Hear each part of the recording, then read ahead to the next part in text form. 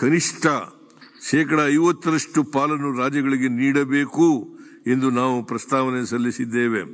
ಇದು ಕೇಂದ್ರ ಮತ್ತು ರಾಜ್ಯಗಳ ನಡುವೆ ಸಂಪನ್ಮೂಲಗಳ ನ್ಯಾಯಯುತ ಹಂಚಿಕೆಯನ್ನು ಖಚಿತಪಡಿಸುತ್ತದೆ. ಕೇಂದ್ರ ಸರ್ಕಾರ ವಿಧಿಸುವ ಸೆಸ್ ಮತ್ತು ಸರ್ಚಾರ್ಜ್ಗಳನ್ನು ಒಟ್ಟು ತೆರಿಗೆ ರಾಜಸ್ವದ 5% ಮಿತಿಗೊಳಿಸಬೇಕು. ಇದಕ್ಕಿಂತ ಹೆಚ್ಚಿನ ಸೆಸ್ ಮತ್ತು ಸರ್ಚಾರ್ಜ್ ಅನ್ನು ವಿಧಿಸಿದರೆ ಹೆಚ್ಚಿನ ಮೊತ್ತವನ್ನು ರಾಜ್ಯಗಳಿಗೆ ಹಂಚಿಕೆಯಾಗುವ ತೆರಿಗೆ ಪಾಲಿನಲ್ಲಿ ಪರಿಗಣಿಸಬೇಕು. ರಾಜ್ಯಗಳ ನಡುವಿನ ತೆರಿಗೆ ಹಂಚಿಕೆಗೆ ಸಂಬಂಧಿಸಿದಂತೆ ಒಟ್ಟು ತೆರಿಗೆ ಹಂಚಿಕೆಯಲ್ಲಿ ತೆರಿಗೆ ಸಂಗ್ರಹಿಸುವ ರಾಜ್ಯಕ್ಕೆ 60% ಪಾಲನ್ನು ಮರಳಿಸಬೇಕು. ಆದ್ದರಿಂದ ಹಂಚಿಕೆಯಾಗುವ ತೆರಿಗೆಯಲ್ಲಿ ಇತರ ರಾಜ್ಯಗಳ ಪಾಲನ್ನು 40% ಮಿತಿಗೊಳಿಸಬೇಕು ಎಂದು ನಾವು 16ನೇ ಹಣಕಾಸು ಆಯೋಗಕ್ಕೆ ಒತ್ತಾಯ ಮಾಡಿದ್ದೇವೆ. ಈ ಸವಾಲುಗಳ ನಡುವೆಯೂ ರಾಜ್ಯದ ಸರ್ಕಾರದ ಸಂಪನ್ಮೂಲ ಕ್ರೋಢೀಕರಣ ಕ್ರಮಗಳಿಂದ ರಾಜಸ್ವ ಸ್ವೀಕೃತಿಗಳು ಉತ್ತಮ ಬೆಳವಣಿಗೆಗಳನ್ನು ಸಾಧಿಸಿದ್ದು, ರಾಜ್ಯದ ಅಭಿವೃದ್ಧಿ ಕುರಿತ ನಮ್ಮ ದೂರದೃಷ್ಟಿಯ ಯೋಜನೆಗಳನ್ನು ಸಾಕಾರಗೊಳಿಸಲು ಸಾಧ್ಯವಾಗಿದೆ. 2024-25ನೇ ಸಾಲಿನ ರಾಜಸ್ವ ಸ್ವೀಕೃತಿಗಳು ವಾರ್ಷಿಕ 10.3% ಬೆಳವಣಿಗೆಯನ್ನು ದಾಖಲಿಸುವ ನಿರೀಕ್ಷೆ ಇದೆ.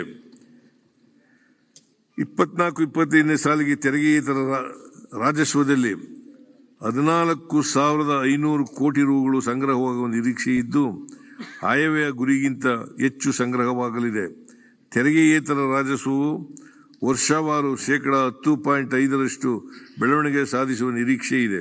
ಆದರೂ GSDPಯ ಶೇಕಡಾವಾರು ಪರಿಗಣಿಸಿದಾಗ ತೆರಿಗೆಯೇತರ ಸಂಪನ್ಮೂಲ ಹೆಚ್ಚಳಕ್ಕೆ ವಿಪುಲ ಅವಕಾಶಗಳಿವೆ. ಸಂಪನ್ಮೂಲ ಕ್ರೋಢೀಕರಣಕ್ಕಾಗಿ ರಾಜ್ಯ ಸರ್ಕಾರವು ಸಂಪನ್ಮೂಲ ಕ್ರೋಢೀಕರಣ ಸಮಿತಿಯನ್ನು ರಚನೆ ಮಾಡಿರುತ್ತದೆ.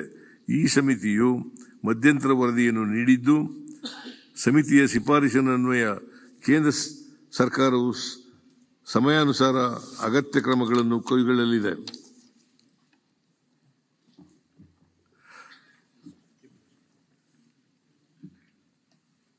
ಪ್ರಸಕ್ತ ಹಣಕಾಸು ವರ್ಷದಲ್ಲಿ ಗ್ಯಾರಂಟಿ ಯೋಜನೆಗಳಿಗಾಗಿ 51,034 ಕೋಟಿ ರೂಪಾಯಿ ಒದಗಿಸಲಾಗಿದೆ.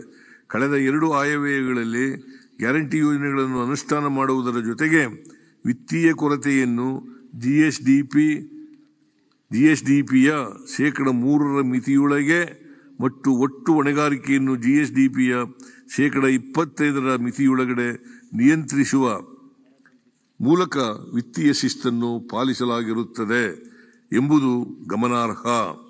ರಾಜ್ಯದ ರಸ್ತೆ ಮತ್ತು ಮೂಲಸೌಕರ್ಯ ಅಭಿವೃದ್ಧಿಗಾಗಿ ಮುಖ್ಯಮಂತ್ರಿ ಮೂಲಸೌಕರ್ಯ ಅಭಿವೃದ್ಧಿ ಕಾರ್ಯಕ್ರಮ ಎಂಬ ಹೊಸ ಯೋಜನೆಯನ್ನು ಜಾರಿಗೆ ತರಲಾಗುವುದು. ಈ ಯೋಜನೆಯ ಮೂಲಕ ರಾಜ್ಯದ ಎಲ್ಲ ವಿಧಾನಸಭಾ ಕ್ಷೇತ್ರಗಳಿಗೂ ರಸ್ತೆ, ಸಣ್ಣ ನೀರಾವರಿ ಹಾಗೂ ಮೂಲಸೌಕರ್ಯ ಒದಗಿಸಲು 8,000 ಕೋಟಿ ರೂಪಾಯಿ ನೀಡಲಾಗುವುದು.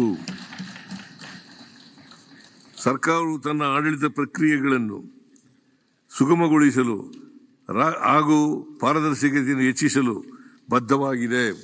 ಈ ನಿಟ್ಟಿನಲ್ಲಿ ವಿವಿಧ ತೆರಿಗೆ ಸಂಗ್ರಹ ಇಲಾಖೆಗಳಾದ ವಾಣಿಜ್ಯ ತೆರಿಗೆ, ಅಬಕಾರಿ, ನೋಂದಣಿ ಮತ್ತು ಮುದ್ರಾಂಕ, ಸಾರಿಗೆ ಹಾಗೂ ಗಣಿ ಮತ್ತು ಭೂವಿಜ್ಞಾನ ಇಲಾಖೆಗಳ ಬಿ ಮತ್ತು